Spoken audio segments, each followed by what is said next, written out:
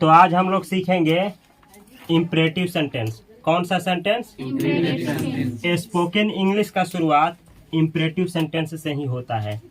जैसे कि इसमें रिक्वेस्ट किया जाता है। क्या किया जाता है? रिक्वेस्ट किया जाता है, या फिर किसी को कमांड दिया जाता है। कमांड का मतलब होता है ऑर्डर देना, यानी आदेश देना।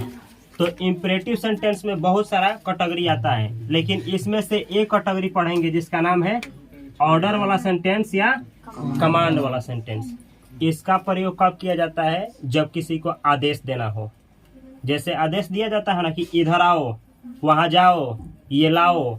ये सब सेंटेंस किसके लिए प्रयोग होता है? आदेश देने के लिए या ऑर्डर देने के लिए। ठीक है, तो यहाँ पे कुछ सेंटेंस लिखे हैं जो कि ऑलरेडी बना हुआ है, और यहाँ पे कुछ सेंटेंस है जो कि आप लोग बनाएंगे लोग। ठीक है, तो शुरू किया जाए। पहला स्ट्रक्चर क्या होता है कमांड देने का? स्ट्रक्चर होता है कि सबसे पहले वर्ब का पहला फॉर्म बोला जाएगा या लिखा जाएगा। कौन सा फॉर्म? तो जैसे अगर हम इस तरीके से बोलते हैं गो, तो इसका मतलब क्या हुआ? पहला फॉर्म है, लेकिन केवल गो बोले तो इसका मतलब ये हुआ कि ऑर्डर दिया गया है, या बोला गया है कि जाओ। ऐसे ही बोले कम, तो इसका मतलब क्या हुआ? आओ। ईट, तो इसका मतलब क्या हुआ? खाओ। अगर सेंटेंस में ऑब्जेक्ट है तो ऑब्जेक्ट को भी क्या करना है? लिखना है या बोलना है। ऑब्जेक्ट के छोड़ करके और भी कुछ वर्ड है तो उसको भी क्या किया जाएगा? बोला जाएगा या लिखा जाएगा। तो इस तरीके से यूज होगा। अगर सेंटेंस में केवल वर्ब ही है तो केवल वर्ब का ही यूज होगा। जैसे हम बोले प्ले, तो इसका मतलब क्या हुआ? खेलो। खेलना नहीं, ऑर्डर दिया गया है। यानी कहने का मतलब है वर्ब का जितना भी पहला रूप होता है, पहला फर्स्ट फॉर्म, उस सभी फॉर्मों का यूज हम लोग ऑर्डर देने के लिए या कमांड देने के लिए कर सकते हैं। समझ में आया है? जैसे बोले ईट, इसका मतलब हुआ खाओ। कम यानी आओ, कम हियर मतलब यहाँ आओ। गो मतलब जाओ, गो देयर मतलब वहाँ जाओ। गो टू पटना यानी पटना जाओ। गो टू सिवान यानी सिवान जाओ। ऐसे ही बोले go to Patna with mother, मतलब अपनी माँ के साथ पटना जाओ। ये क्या किया गया है? ऑर्डर दिया गया है। तो इस स्ट्रक्चर पे बहुत सारा सेंटेंस बनाया जा सकता है। कुछ यहाँ पे एग्जांपल है, देखा जाए। जैसे कहना हो दरवाजा खोलो, आदेश देना हो कि दरवाजा क्या करो? खोलो। इंग्लिश में कैसे बोला जाएगा? Open the door. ओपन यानी खोलो, और द डोर यानी दरवाजा। तो हिंदी क्या हुआ इस सेंटेंस का? कि दरवाजा खोलो। ओपन द डोर का मतलब हुआ दरवाजा खोलो। अच्छा, द यहाँ पे क्यों लिखे हैं हम? यहाँ पे ए आर्टिकल होता है, ए एन द को दी भी पढ़ा जाता है। कहाँ द पढ़ा जाता है, कहाँ दी? आर्टिकल पढ़ाएंगे तो समझाएंगे। क्यों हम यहाँ पे द लगाए हैं? क्यों हम ए या एन नहीं लगाए हैं? इसलिए क्योंकि जो दरवाजा है वो खास दरवाजा की बात हो रही है। जैसे यहाँ पे कलम गिरा हो और हम बोले कि कलम उठाओ, तो कोई खास ही ना कलम है उस समय, नहीं तो कलम तो बहुत है, लेकिन जो गिरा है उसी कलम की बात हो रही है। तो बोलेंगे कि कलम उठाओ, तो वो खास कलम की होगी बात, तो क्या लिखा जाएगा? The pen. समझ में आया है? ऐसे ही खास यहाँ देखिए लो, खिड़की बंद करो, तो कोई खास खिड़की होगा जिसकी बात हो रहा होगा। तो जब बोलना हो कि खिड़की बंद करो, इंग्लिश में क्या बोला जाएगा? Close the window. क्लोज यानी बंद करो, और द विंडो यानी खिड़की। तो हिंदी क्या हुआ? खिड़की बंद करो। तो जब भी कहना हो कि खिड़की बंद करो, तो आप लोग हमेशा बोलेंगे क्लोज द विंडो। इस तरीके से बनाया जाएगा। अगला सेंटेंस है लाइट बंद करो। क्या बंद करो? लाइट जो जल रहा है, लाइट जो जल रहा है घर में, उसको बंद करो। तो इंग्लिश में कैसे बोला जाएगा? Turn off the lights. Turn off the lights. Turn off का मतलब होता है बंद करना। कोई चीज जल रहा है तो उसको क्या करना? बंद करना। नाला खुला है, अब अभी क्या हो रहा है? पानी गिर रहा है, अब बंद करना है, तो टर्न ऑफ का प्रयोग किया जाएगा। टर्न ऑफ द लैप मतलब क्या करो? नाला जो है, नलका जो है, वो क्या कर दो? बंद कर दो। और टर्न ऑन, यहाँ ओ एन है, टर्न ऑन का मतलब होता है चालू करना। जैसे हम बोले कि लाइट क्या करो? चालू करो, तो क्या बोला जाएगा? Turn on the lights. Lights का मतलब होता है क्या चीज? लाइट। तो जब भी कहना हो कि लाइट बंद करो, तो बोला जाएगा turn off the lights. Light को क्या करो? बंद करो। इस तरीके से इसका यूज होता है। ये जो टर्न अप है ये फ्रेजल वर्ब है, फ्रेजल वर्ब। जब किसी वर्ब के साथ कोई प्रीपोजिशन आए तो उसको फ्रेजल वर्ब बोला जाता है। क्या बोला जाता है? Phrasal verb. तो एक दिन आप लोगों को फ्रेजल वर्ब भी हम सिखाएंगे और यूज करना भी सिखाएंगे, ठीक है। आगे लिखा गया है फोन उठाओ। क्या उठाओ? फोन उठाओ। जैसे हम लोग बोलते हैं ना, कमांड देते हैं ना, फोन उठाओ, तो अंग्रेजी में कैसे बोलेंगे? Pick up the phone. कोई खास कॉल आया है, pick up the phone. Pickup यानी उठाओ और द फोन यानी फोन, यानी कॉल को क्या करो? रिसीव करो, फोन को उठाओ। तो जब भी किसी को ऑर्डर देना हो, कहना हो कि फोन को क्या करो? उठाओ, तो हम लोग इंग्लिश में बोलेंगे पिक अप द फोन, ठीक है। पिकअप जो है फ्रेजल वर्ब है, पिक वर्ब है, आप क्या है? प्रीपोजिशन।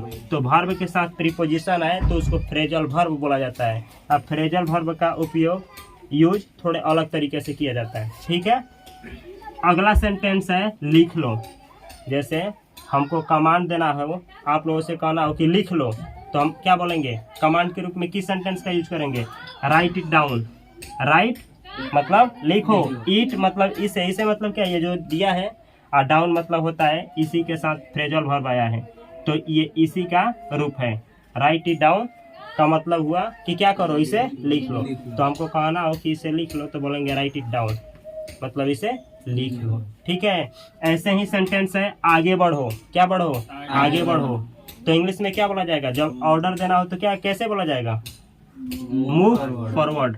मूव फॉरवर्ड बोला जाएगा, मूव फॉरवर्ड। मूव का मतलब होता है बढ़ो, चाहे घस को चाहे हिलो, कहाँ हिलो? फॉरवर्ड मतलब आगे की तरफ। तो इसका मतलब हुआ आगे की तरफ क्या करो? बढ़ो। ऐसे ही हमको कहना हो कि पीछे बढ़ो, इंग्लिश में क्या बोलेंगे? Move backward. तो इसका मतलब हुआ कि पीछे क्या करो? बढ़ो। बोला जाता है ना लाइन में, आगे बढ़ो, पीछे बढ़ो। तो इस तरीके से मूव फॉरवर्ड, बैक फॉरवर्ड का यूज होता है। यहाँ पे कुछ सेंटेंस है, हमारे साथ बनाना है। अगर कहना हो इंग्लिश में बाएं मुड़ो, किसी को ऑर्डर देना हो और कहना हो कि क्या करो? बाएं मुड़ो, तो क्या बोला जाएगा? तो बोला जाएगा टर्न। टर्न, टर्न यानी टर्न का मतलब हुआ मुड़ना। तो मुड़ो, क्या चीज? बाएं। तो बाएं का इंग्लिश क्या होगा? लेफ्ट। तो होगा लेफ्ट, LEFT। टर्न लेफ्ट का मतलब हुआ बाएं मुड़ो। इसी तरीके से कहना हो दाएं मुड़ो, आदेश देना हो, कमांड करना हो, अब बोलना हो दाएं मुड़ो, तो आप लोग क्या बोलेंगे? लो बोलिए लो हमारे साथ, टर्न राइट। सही है, टर्न राइट। इसका मतलब हुआ दाएं मुड़ो। इस तरीके से हिलो नहीं, जैसे कोई हिलता है तो नहीं माना किया जाता है, हिलो नहीं ऑर्डर दिया जाता है। अंग्रेजी क्या होगा? हिलो नहीं। क्या बोला जाएगा? तो बोला जाएगा स्टॉप। स्टॉप मतलब रुक जाओ, क्या? अब मूविंग। मूविंग का मतलब होता है हिलना, मतलब गति करना। तो बोला गया स्टॉप मूविंग का मतलब हुआ कि स्टॉप कर दो, क्या करना? गति करना, मतलब हिलो मत। इसको निगेटिव सेंटेंस में और एक तरीका है, कैसे बनाया जा सकता है? Don't move. Don't move. तो इंट्रोगेटिव सेंटेंस कैसे बनाया जाता है कल सिखाया जाएगा, ठीक है। अगला सेंटेंस है काम पूरा करो। काम करना का इंग्लिश क्या? काम पूरा करने का इंग्लिश क्या होगा?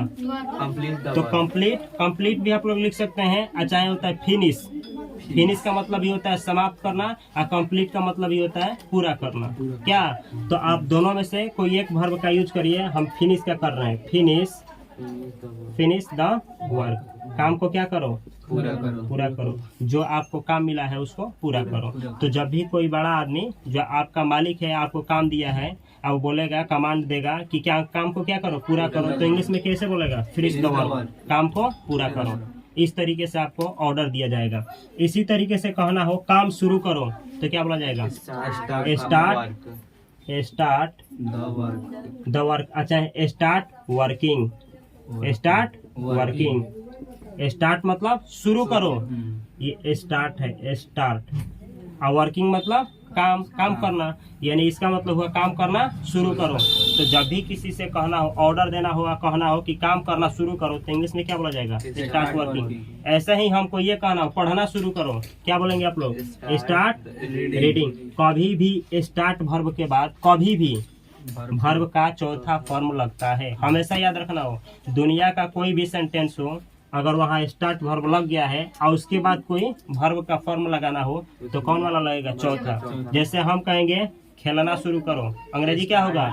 Start playing. नाचना शुरू करो, स्टार्ट डांसिंग। सोचना शुरू करो, स्टार्ट थिंकिंग। इस तरीके से बहुत सेंटेंस बन सकता है। स्टार्ट के बाद वर्ब का चौथा फॉर्म लगाइए जिस वर्ब का यूज करना चाहते हैं। ठीक है, समझ में आया है? इसी तरीके से आगे बोला गया है आराम करो। नहीं बोला जाता है कमांड दिया जाए आराम करो। कोई आदमी ज्यादा मेहनत कर लिया है और उसको कमांड देना है, ऑर्डर देना है कि आराम करो, तो क्या बोला जाएगा? Take a rest. Take a rest ये एक फ्रेजल वर्ब है। ठीक है, इसको ऐसे ही एज इट प्रयोग किया जाता है, जैसा है वैसे ही। Take a rest. Take a rest का मतलब होता है कि आराम करो। ठीक है, आगे लिखे हैं हम दूर रहो। क्या रहो? दूर रहो। जैसे किसी से कहना है कि दूर रहो, उसको ऑर्डर देना है, वो करीब आ रहा है, बोलना है दूर रहो, तो बोला जाएगा स्टे अवे। स्टे मतलब होता है रहना और अवे का मतलब होता है दूर। अवे का मतलब क्या होता है?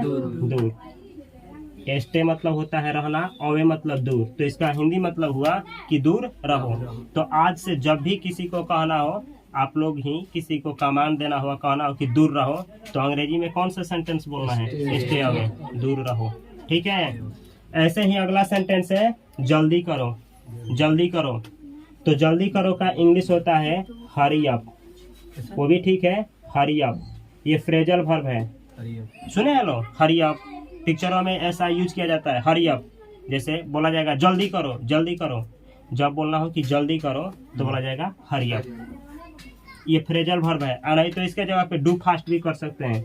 बोलेंगे हम डू फास्ट। डू मतलब करो, फास्ट मतलब तेजी से। तो इसका मतलब ही वही होगा, क्या चीज? जल्दी करो। तो ये है, दोनों सेंटेंस सही है। ये है फ्रेजल वर्ब और ये फ्रेजल वर्ब नहीं है। ठीक है, ये सिंपल सा वर्ब है, लेकिन दोनों सेंटेंस का हिंदी वही होगा, जल्दी करो। तो आज के बाद जब भी आप लोगों को कहना हो कि जल्दी करो, ऑर्डर देना हो, तो यही सेंटेंस का उपयोग करिएगा लो, हरी अप। नहीं तो डू फास्ट। समझ में आया है? अगला सेंटेंस है ध्यान से सुनो। सुनो, लेकिन कैसे सुनो? ध्यान से। तो सुनने का इंग्लिश दो होता है, एक होता है हियर और एक होता है लिसन। क्या? तो यहाँ पे प्रयोग होगा, ध्यान से सुनने की बात हो रही है, तो किस वर्ब का प्रयोग होगा? लिसन का। तो होगा लिसन। लिसन और केयरफुली। केयरफुली हम लिखवाए थे ना, पिछले वाले वीडियो में सिखाया गया है केयरफुली। तो लिसन यानी सुनो और केयरफुली यानी ध्यान से। तो बोला जाएगा लिसन केयरफुली। जब भी आप लोगों को कहना हो कि क्या करो, जब भी बोला जाएगा आप लोगों से कि ध्यान से सुनो, तो आप लोग हमेशा बोलेंगे लिसन केयरफुली, हमेशा और हमेशा। ठीक है, तो चलिए लो देखा जाए कुछ सेंटेंस और इसी स्ट्रक्चर पे हम बोलेंगे और आप लोग क्या करेंगे लो? बतलाने का प्रयास करेंगे लो। ठीक है, एक और वर्ब है स्टार्ट के बाद। स्टार्ट के बाद हमेशा और हमेशा। वर्ब का कौन सा फॉर्म का यूज होगा? चौथा। कमांड देने के लिए स्टार्ट के बाद हमेशा वर्ब का चौथा रूप यूज होगा। जैसे हम कहें दौड़ना शुरू करो, स्टार्ट रनिंग।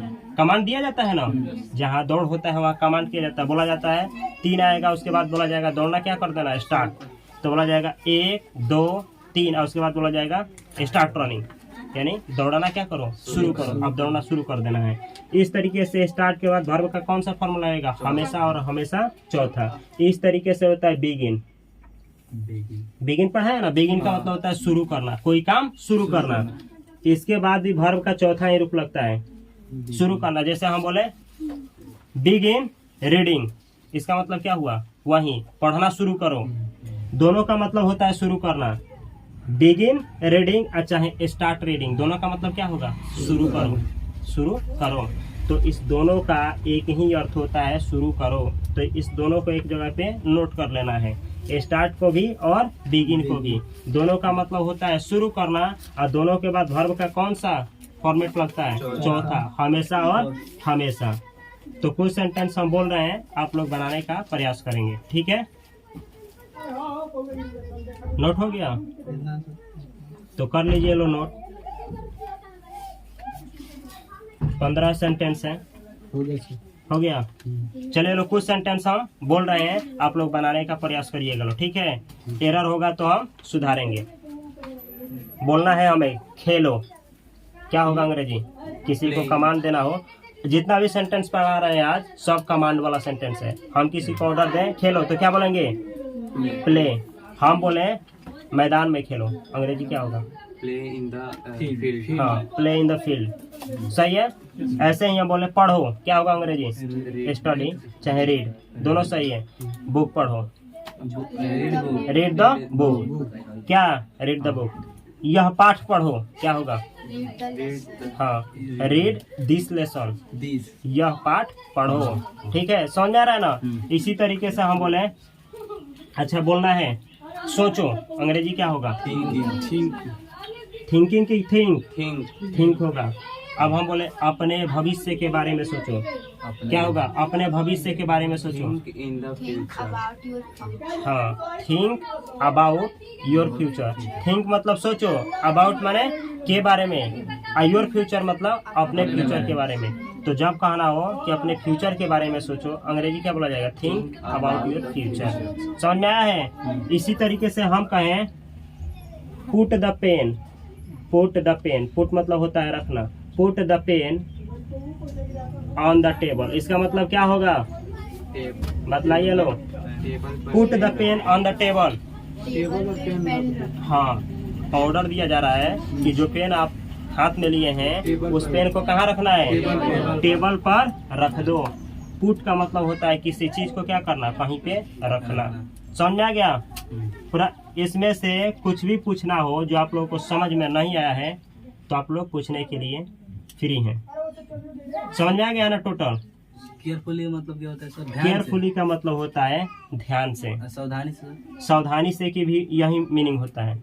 अच्छा है इसका अवेयरनेस। अवेयरनेस का मतलब होता है सावधानी पूर्वक कोई काम सावधानी के साथ किया जाए तो अवेयरनेस।